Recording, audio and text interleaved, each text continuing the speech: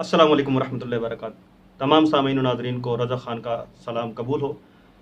आज इंतहाई दुखी दिल से ये प्रोग्राम करने जा रहा हूँ मैं कि 17 जून 2014 को एक सान्या हुआ, जिसमें उस वक्त की हुकूमत की इमा पर रियासती पुलिस ने निहत्ते लोगों पर जुल्म व जबर के तमाम तर रिकॉर्ड तोड़ दिए।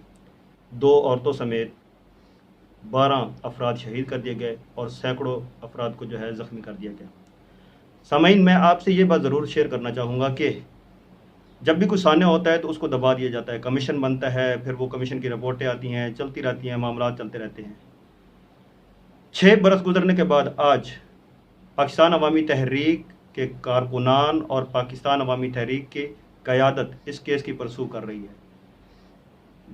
इंसदाद दहशतगर्दी के अदालतों से लेकर सुप्रीम कोर्ट में इस केस के जो है तमाम तर मुकदमा दर्ज किए गए हैं।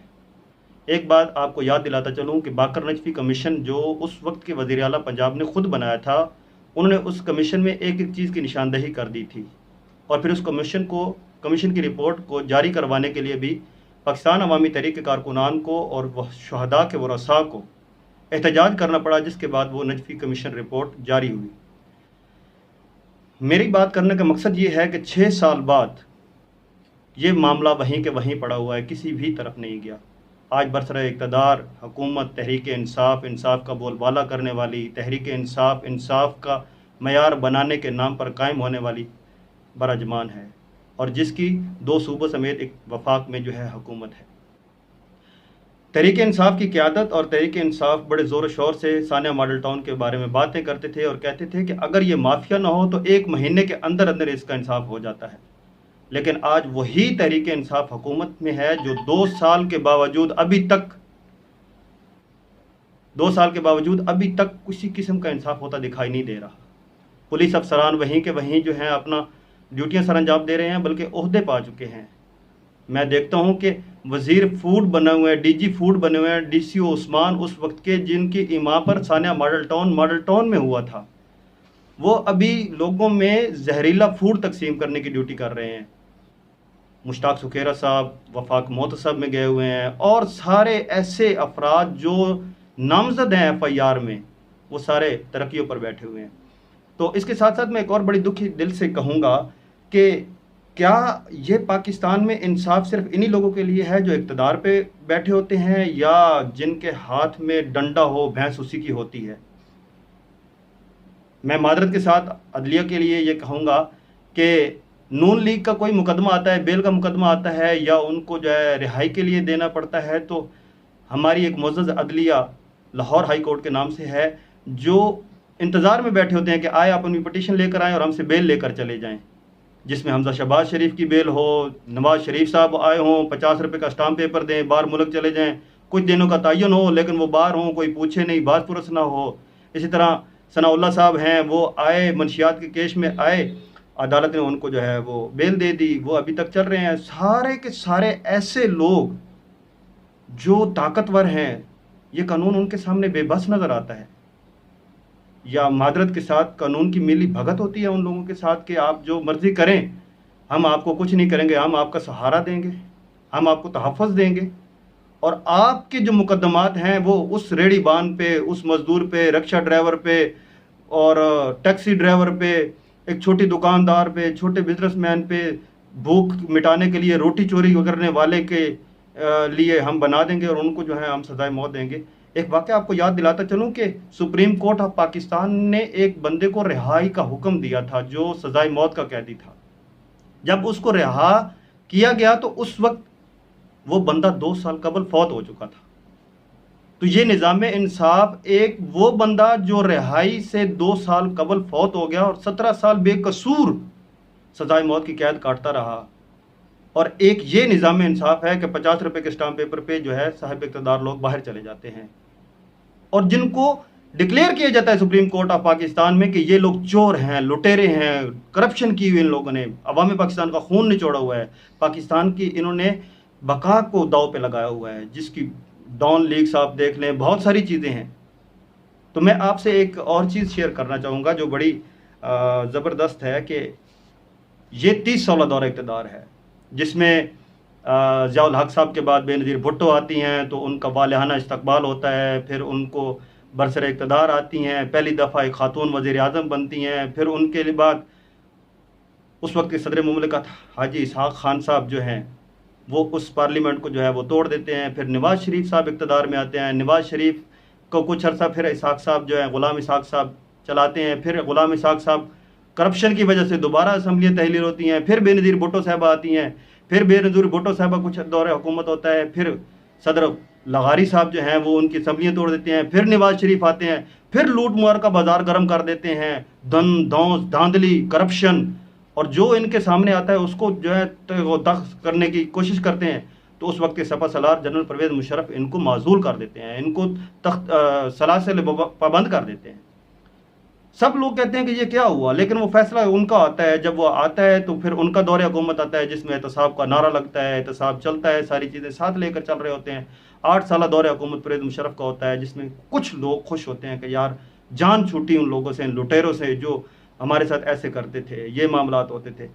दौरे हुकूमत उनका मुशर्रफ का गुजरता है, वो भी इन्हीं पॉलिटिशियन और माफिया के अंदर जो है जकड़ जाते हैं और आखिर इन्हीं के हाथों में बिक जाते हैं। उनका दौरे हुकूमत रुखसत हुआ, फिर बीबी कार्ड खेला गया, उनकी शहादत का कार्ड खेला गया, फिर जरदारी साहब तशरीफ़ लाए अल्हम्दुलिल्लाह, जिसको दुनिया मिस्टर 10% के नाम से जानती है।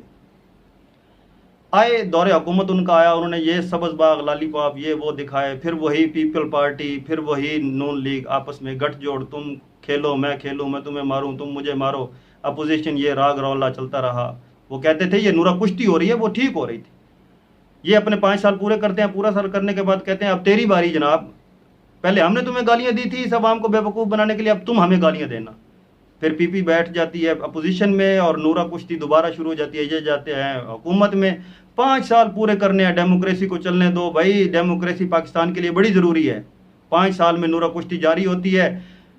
अपोजिशन पीपल्स पार्टी वाले जो हैं वो गालियां दे रहे हैं, अवाम के हक में रो रहे हैं, तुमने ये नहीं किया वो नहीं किया, LNG महंगी ले ली है, पेट्रोलियम मसनूआत फलां हो गई, करप्शन चली गई, तुम वो हो लुटेरे हो, चोर हो, एक दूसरे के गिरबान सड़कों पर घसीटना। ये फिल्म चलती रहती है 5 साल, ये फिल्म ख़त्म हो जाती है। 5 साल ख़त्म होने को होते हैं। इसी असना थोड़ी सी एक बात करता चूँ, 2012 में डॉक्टर ताहिर कादरी साहब ने अवाम को शऊर दिलाने के लिए एक सियासत नहीं रियासत बचाओ का नारा लगाया था, जिससे इनकी सियासत में खलबली मच गई थी और नून लीग बरसर इक़्तिदार थी और उसने पीपल पार्टी बरसर इक़्तिदार थी और उसने अफ़ाम तफ़हीम के साथ कि चलो ठीक है जी मामला हल हो जाता है, तो कहा कि अमेंडमेंट कर लेंगे। फिर 13 मई का इलेक्शन होता है, कोई अमेंडमेंट नहीं होती। फिर ये नून लीग आ जाती है, नून लीग आती है तो फिर डॉक्टर साहब कहते हैं अमेंडमेंट नहीं हुई, आप फिर हुकूमत में आ गए हैं, अमेंडमेंट के बगैर हुकूमत में आ गए हैं। तो नून लीग कहती है वो पीपल पार्टी थी जिसने आपको सिर्फ जो है ना अफ़ाम तफ़हीम से, हम आपके साथ आनी हाथों से निपटेंगे। और फिर सामने मॉडल टाउन होता है 17 जून को, सिर्फ इसी वजह से कि अवामी शऊर उजागर हो रहा है, लोग जान रहे हैं कि ये भेड़िए हैं, ये खून नचोड़ रहे हैं इनका।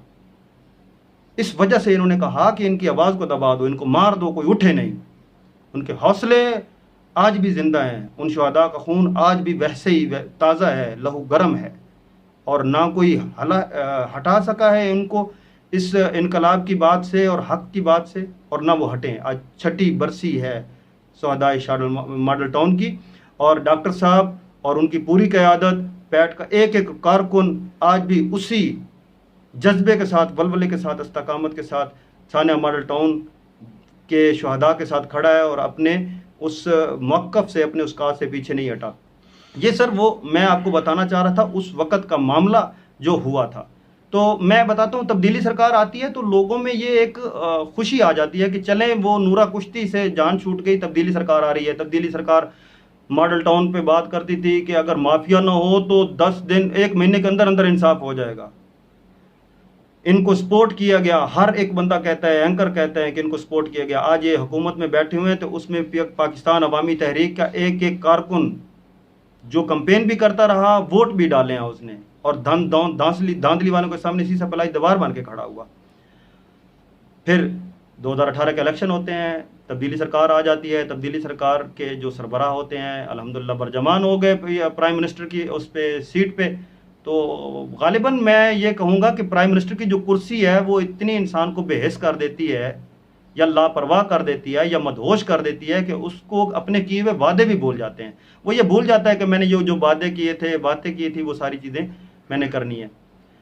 तो आज छठी बरसी के मौके पर मैं ये याद दिलाता चलूँ आप सबको, खा वो इक़्तिदार में हैं, खा वो एंकर हैं, खा वो ब्यूरोक्रेसी में हैं, खा वो डेमोक्रेट हैं, जिसने भी मॉडल टाउन के केस के साथ, उन शहादा के खून के साथ मजाक किया, खिलवाड़ किया या ये कहा कि देख लेंगे जब होता है, जो भी रुकावट है वो अपने अंजाम को ज़रूर पहुंचेगा।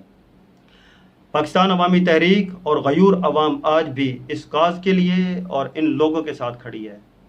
मैं दोबारा दोहराता चलूँ कि बरजीस ताहिर साहब की एप्लीकेशन जाती है हाई कोर्ट में, उसको एंटरटेन कर लिया जाता है। नून लीग की कोई भी सिंगल एप्लीकेशन जब जाती है किसी कोर्ट में, उसको फिलफोर एंटरटेन किया जाता है। तो क्या ये इंसाफ, दोबारा मैं कहूँगा कि जो 30 साल दौरे हुकूमत में रहे, खा वो MNA MPs हैं या ब्यूरोक्रेट हैं, जो इक़्तिदार में रहे या जिनके हाथ में डंडा रहा, भैंस उसी की है, अवाम का कुछ भी नहीं है इसमें। अपनी ज़मीर की अदालत में जाके अपने आप को झंझोड़ के देखना। उम्मीद है कि आपको ये फ़ैसला ज़रूर मिलेगा कि कौन हक़ पे था और कौन ना हक़ है। सानिया मॉडल टाउन के खून का हक़ है और उसका फ़ैसला ज़रूर होगा। एक बात उसमें ऐड करता जाऊँ, मैं एक ट्वीट का जिक्र ज़रूर करूँगा। मरीम नवाज़ साहिबा ने कल एक ट्वीट की थी कि जिसमें उन्होंने एक वीडियो अपलोड की और कहती, मैंने कहा था ना तुम्हें एक शख्स याद आएगा। और किसी को याद रहे ना रहे, गयूर अवाम को वो ज़रूर याद हैं कि वो नहत्ती अवाम के साथ किस तरह उन्होंने जुल्म व जबर किया, किस तरह इस पाकिस्तान की बोटियों को नोचा, उसने पाकिस्तान को दलदलन में धकेल दिया, फॉरेन पॉलिसी उसने क्या बनाई, दुश्मन अनासर के साथ मिलकर पाकिस्तान की बका उसने बेच दी, और मोदी सरकार के साथ उसके अलाइनमेंट में आने, उनकी बातें करने और ये सारी चीज़ें, हर एक चीज़, एक एक चीज़ मरीम साहिबा याद है हम सबको, अवाम को याद है। और रही बात ये कि ये जो पनामा, ये केसेस, ये सारी चीज़ें, ये तो सामने के केसेस हैं। ज़रा गौर तलब बात ये है कि आपका पूरा ख़ानदान जलीलो ख्वार पूरी दुनिया में हो रहा है सिर्फ और सिर्फ मॉडल टाउन के उस निहत्ते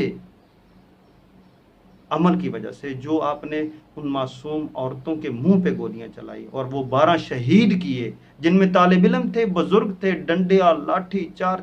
आप सुप्रीम कोर्ट और हाई कोर्ट और ये सारी जितनी कोर्ट्स हैं, इन सब के सामने वो फुटेजेस मौजूद हैं।